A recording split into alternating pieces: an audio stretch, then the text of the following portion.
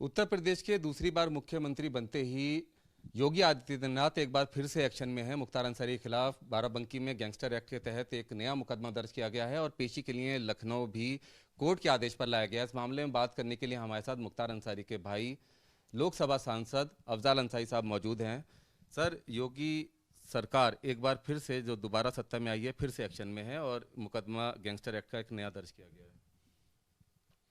अच्छा, जहाँ तक आप गैंगस्टर के नए मुकदमे जो दर्ज किए गए बाराबंकी में उसका उल्लेख कर रहे हैं, तो आपको पता है कि एक मुकदमा इससे पहले बाराबंकी में इस बात के लिए दर्ज किया गया था कि एक तथाकथित एम्बुलेंस जो जिसका रजिस्ट्रेशन बाराबंकी में कराया गया, वो डॉक्टर श्रीमती अलका राय के फर्जी आईडी प्रूफ के आधार पर कराया गया।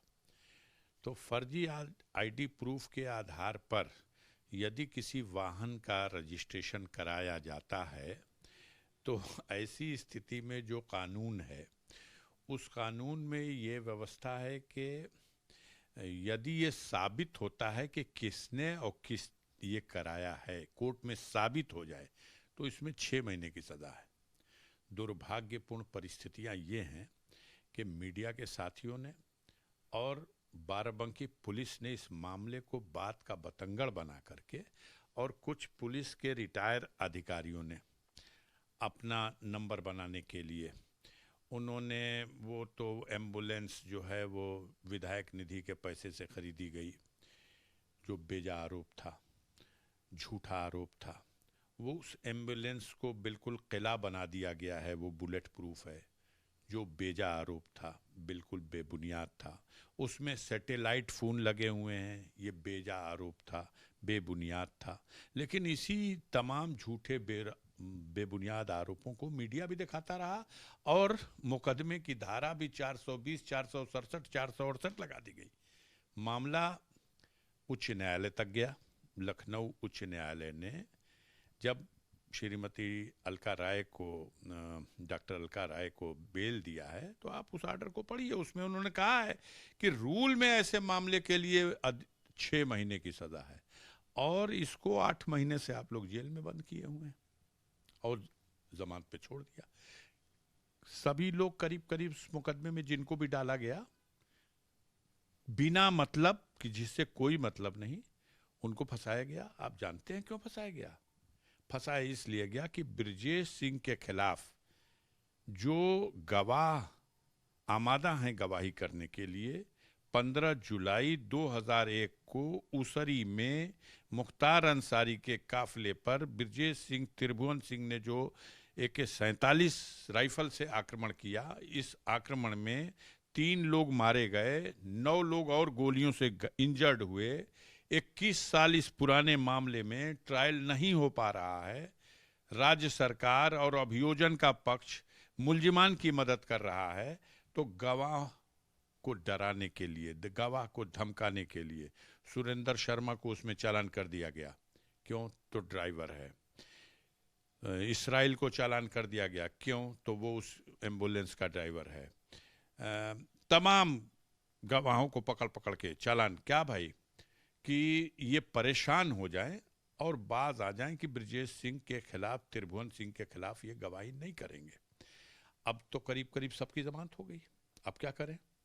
तो उस मुकदमे के आधार पर, चूंकि ये सब लोग मिल कर के ये एम्बुलेंस का फर्जी रजिस्ट्रेशन करा लिए थे, इसलिए ये गैंग है और इस गैंग के लिए गैंगस्टर एक्ट हम लगा रहे हैं, लगाते रहे। मुख्तार के विरुद्ध जब वो 2005 में जेल गए थे तो मऊ में उनके निर्वाचन क्षेत्र में एक दंगा हुआ था। उस दंगे के आरोप में वो सरेंडर किए, कोर्ट जेल भेज दी उनको।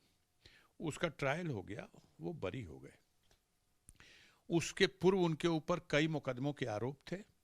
उन मुकदमों के ट्रायल न्यायालय में होते रहे और वो लगातार बरी होते रहे। अब सरकार को ये डर सताने लगा कि मुख्तार अंसारी तो अब बाहर आ जाएगा। तो पिछले कार्यकाल में जो इनका 5 साल का कार्यकाल था, लगभग 15 मुकदमे उनके खिलाफ झूठे विभिन्न जनपदों से, इसी तरह के झूठे। जो आदमी 17 साल से जेल में है उसको आप कैसे कह सकते हो कि वो किसी गाड़ी का रजिस्ट्रेशन कराने फर्जी गया? क्या बात है ये? क्या मतलब हो सकता है इससे? बस एक मुकदमा लगा दो और मीडिया को बताओ अरे बहुत बड़ा मामला है, और 2 ठो बुद्धिमान लोगों को, ये रिटायर्ड डीजी हैं, ये फलां हैं, उनकी बहस करा दो। मुख्तार बड़ा दुर्दांत है, बहुत बड़ा डॉन है। आप बताइए आज तक किसी न्यायालय ने मुख्तार अंसारी के विरुद्ध जितने भी आरोप लगे, उन आरोपों को मुख्तार अंसारी ने ट्रायल कोर्ट में फेस किया? क्या कभी उसको कोई सजा दिया? किसी कोर्ट ने उसे दोषी माना? जो भी मुकदमों के ट्रायल हुए और निर्णय आए, मुख्तार को क्लीन चिट मिली, वो बरी किया गया। लेकिन मीडिया और सरकार से जुड़े हुए उनके राजनीतिक विरोधी लगातार अपराधी है। अपराधी कहने का आपको अधिकार नहीं, राइट नहीं, या तो आप जाहिल हैं। अपराधी सिर्फ न्यायालय किसी को जब तक दोषी न करे, जब तक किसी को अपराधी नहीं कहा जा सकता। आप आरोपी को अपराधी कहेंगे, तो ये एक है। हम नहीं समझते हैं कि पर्टिकुलर सरकार बनने के बाद कहा गया हो कि गैंगस्टर का मुकदमा लगा दीजिए। लेकिन कुछ लोग हैं नंबर बढ़ाना चाहते हैं, कुछ लोग हैं जो अपने जिले में जहां हैं उससे किसी और अच्छे जिले में जाना चाहते हैं, तो वो हवाई कार्रवाइयां शुरू कर दिया उन्होंने। अब ऐसे मामले में इस गैंगस्टर की औकात क्या होगी? आप बताइए। इसी चुनाव के दौरान 4-5 मामले न्यायालयों में परीक्षण हुए, कई में तो न्यायालय ने कह दिया निजी मुचलके पर उन्हें रिहा कर दिया जाए। आप लोगों ने खबरें चलाई या न चलाई, देखी जरूर होंगी, सुनी जरूर होंगी। 3 मुकदमे यही लखनऊ के special court MP MLA court में ट्रायल हुए, और 3 मुकदमों से मेरिट पर फाइनल डिसीजन में उनको बरी कर दिया गया। अब 2 मामले हैं लखनऊ में। एक नया अभी जो बनाया गया, जिसमें आज उन्हें बुलाया गया है और चार्जशीट की कॉपी दी गई है। इसमें आरोप क्या है? इसमें आरोप है कि एक मोहम्मद वसीम साहब थे, वो ज़मीन पर खसरा नंबर 93 मौजा जिया मऊ लखनऊ शहर में, इस ज़मीन पर मोहम्मद वसीम का नाम है। मोहम्मद वसीम पाकिस्तान गए, वो प्रॉपर्टी एविक्यू प्रॉपर्टी घोषित हुई, और 1962 में FIR में आरोप है कि 1962 में राजस्व अभिलेखों में कतिपय लोगों ने छेड़छाड़ करके अपने नाम चढ़ा लिए। इसलिए मुख्तार अंसारी, अब्बास अंसारी और उमर अंसारी, उनके बेटे, सब मुलजिम हैं। 420, 468 और 467 के। अपने मन से सवाल करिए। हाई कोर्ट ने सवाल किया है लखनऊ पुलिस से और सरकार से कि 1963 में तो जन्म हुआ है मुख्तार अंसारी का, और 1962 में जो हेरा फेरी आप कहते हो कि राजस्व अभिलेखों में वसीम का नाम काट के कतिपय लोगों का नाम चढ़ा, तो 62 के उस छेड़छाड़ के लिए क्या मुख्तार अंसारी आरोपी बनाया जा सकता है? लेकिन नहीं, बनाएंगे और चार्जशीट भी देंगे और उसका खूब ढिंढोरा पीटेंगे। जिस दिन ट्रायल होगा, अभी मैं आपसे कहता हूं, अभियोजन पक्ष को कहिए, मेरा चैलेंज है, डे बाय डे इस केस को चला लो। सरकार की तरफ से कहा जा रहा है कि बुलडोजर की ताकत है जिसके चलते माफिया दहशत है, और इससे पहले उनकी दहशत रहती थी, इस वजह से कोई कार्रवाई नहीं होती थी, लेकिन अब माफियाओं के खिलाफ भी कार्रवाई हो रही है। ये बिल्कुल गलत है। मुख्तार अंसारी माफिया नहीं है, ब्रजेश सिंह माफिया है, जो सरकार की गोद में पल रहा है, जिसे सरकार बचाना चाहती है। मुख्तार को इसलिए फंसाती है, उसके गवाहों को इसलिए फंसाती है कि वो ब्रजेश सिंह के खिलाफ हत्या के मुकदमे में गवाह है। इंजर्ड गवाहों पे झूठे मुकदमे लगाए जाते हैं, और घबराते ये हैं, घबरा हम नहीं रहे हैं, घबरा ये रहे हैं कि आखिर क्या है, पूरे उत्तर प्रदेश में कोई ना कोई जुगाड़ लगा लिया गया हेरा फेरी करके, और आज सरकार तो बन गई। लेकिन जब पूर्वांचल की तरफ निगाह जाएगी, पता नहीं आप गए कि नहीं न्यूज़ नेशन वाले, तो ज़रा जौनपुर जाइए, आजमगढ़ जाइए, मऊ जाइए, बलिया जाइए, गाजीपुर जाइए। 37 सीटें हैं इन 5 जनपदों में। 37 में मात्र 6 सीटें पूरे सहयोगी दल के साथ बीजेपी के खाते में आई हैं। सारी सीटें कैसे हारी है बीजेपी? अगर इनकी बुलडोजर नीति जैसा आप इनको पंप करते हैं, अगर इस पे जनता समर्थन कर रही है, तो गाजीपुर में शून्य क्यों रिजल्ट है? अब घबराहट है, गाजीपुर के बगल में बनारस है। अब घबराहट इस बात का है कि बनारस में मुख्तार अंसारी पार्लियामेंट का इलेक्शन लड़ चुका है। आपको पता है, इससे पहले मोदी जी से पहले वहां पर पार्लियामेंट के मेंबर की हैसियत से मुरली मनोहर जोशी साहब हुआ करते थे। तब मुरली मनोहर जोशी के खिलाफ मुख्तार अंसारी ने बनारस में पार्लियामेंट का इलेक्शन लड़ा था। 2 विधानसभा क्षेत्रों में, सेवापुरी में और रोहनिया विधानसभा क्षेत्र में हार गए थे मुरली मनोहर जोशी। जो 3 शहरी क्षेत्र हैं, कैंट, उत्तरी और दक्षिणी, यहां जाके वो जीत पाए और उस लीड को कवर करके उनकी जीत दर्ज हुई। अब इन लोगों को यह भी डर सता रहा कि मुख्तार अंसारी इस बार मऊ में विधायक का चुनाव तो नहीं लड़ा, उसने वो सीट अपने बेटे को प्रपोज कर दी और उसका बेटा उस सीट पर चुनाव लड़ा और लगभग 40,000 के अंतर से चुनाव जीत गया। सारी ताकत लगी रही, सारे लोग वोट मांगे हैं, सारा बुलडोजर घूमा है। उसके बाद ये रिजल्ट आया है, इनका कैंडिडेट बीजेपी का तो दूसरे नंबर पे भी नहीं है, तीसरे नंबर पे चला गया। अब डर सता रहा कि कहीं मुख्तार अंसारी जो मऊ से अपने को 5 बार विधायक रहा और मऊ से अपने को विड्रॉ किया है, कहीं ऐसा तो नहीं कि वो फिर बनारस में अपने लिए लोकसभा की जमीन तैयार करे, कहीं वो फिर लगातार तेजी से इधर जो मुकदमे उसके छूटे हैं या जिन मुकदमों में उसको कोर्ट ने जमानत दी है, कहीं वो बाहर निकल करके अगर बनारस में चुनाव के मैदान में आके खड़ा हो जाता है तो क्या होगा? इस घबराहट में ये सब उल्टी सीधी कार्रवाई, नीचे से ऊपर के अधिकारी अपनी कवायद, अपने करतूत, कैसे हम सरकार की निगाह में बहुत अच्छे अधिकारी साबित हो सके, इसलिए की जा रही है। पंजाब से उनको लेकर आया गया था यूपी की जेल में और अब वहां से लखनऊ लेकर आया जा रहा है। पहले भी परिवार की तरफ से ये कहा गया था कि मुख्तार अंसारी की जान को खतरा है और अब फिर से एक बार वही बात सामने आ रही है, तो ऐसा क्यों है? देखिए, किसी भी व्यक्ति के जीवन की रक्षा का दायित्व सरकार का है और जब कोई व्यक्ति जुडिशियल कस्टडी में होता है तो सरकार का दायित्व 4 गुना बढ़ जाता है। और ज़्यादा बढ़ गया जिम्मेदारी इसलिए कि राज्य सरकार सुप्रीम कोर्ट में जाकर के एसएलपी फाइल की थी कि मुख्तार अंसारी के ट्रायल बाधित हैं, उन्हें पंजाब जेल से यूपी की जेल में शिफ्ट किया जाए।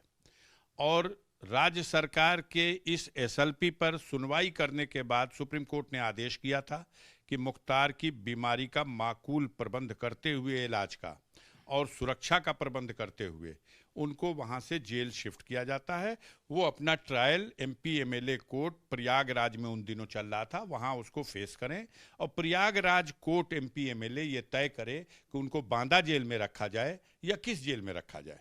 लेकिन अब चूंकि माननीय सर्वोच्च न्यायालय के आदेश से हर जनपद में एमपी एमएलए स्पेशल कोर्ट बन गई, इसलिए प्रयागराज में चूंकि मुख्तार का वहां का लोकल कोई मुकदमा नहीं है, न बांदा जिस जेल में मुख्तार अंसारी का कोई मुकदमा नहीं है जहां उन्हें रखा गया, तो अब वो मामले फाइल चली गई गाजीपुर के मुकदमे की।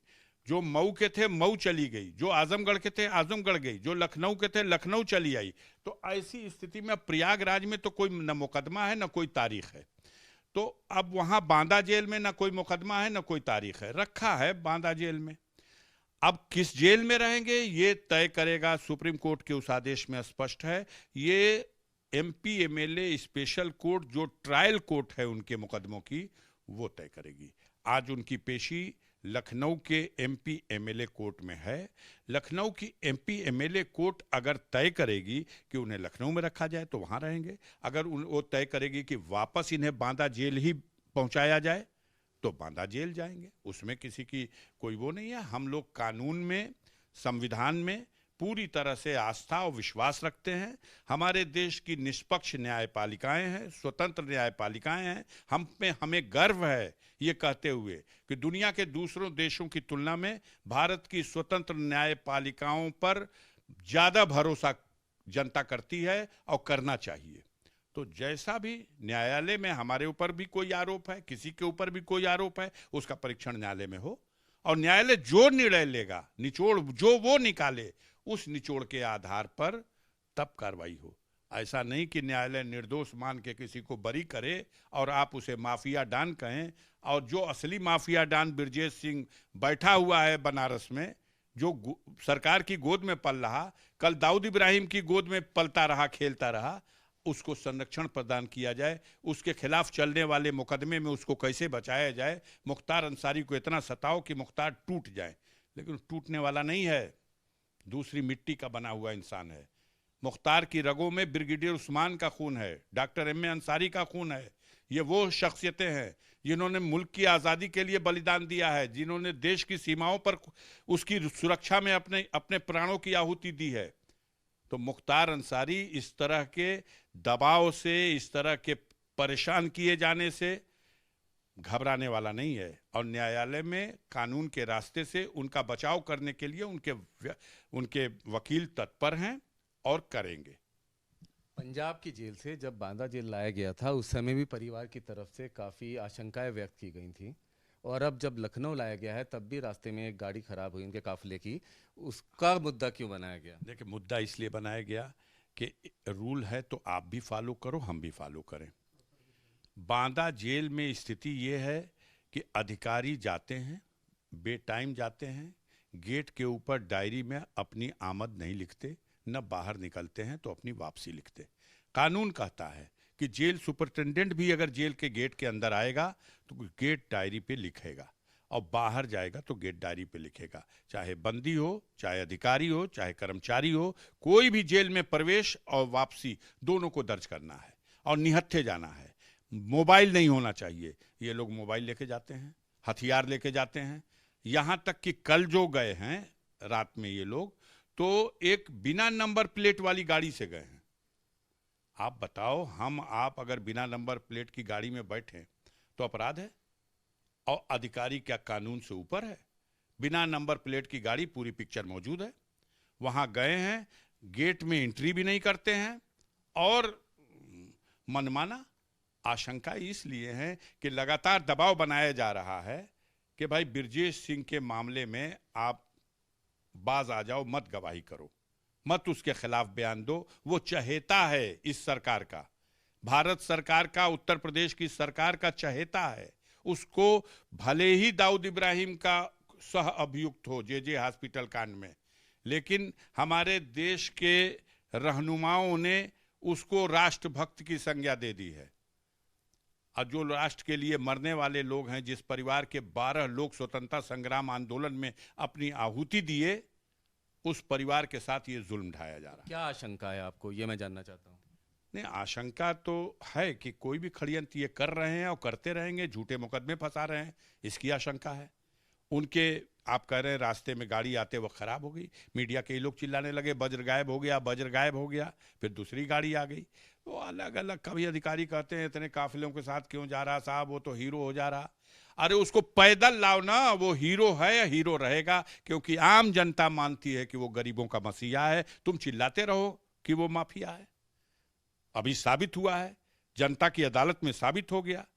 मीडिया ने जिस तरह से मुख्तार के नाम को प्रस्तुत किया और परोसा, उसके तो लोगों की जमानत जब्त होनी चाहिए।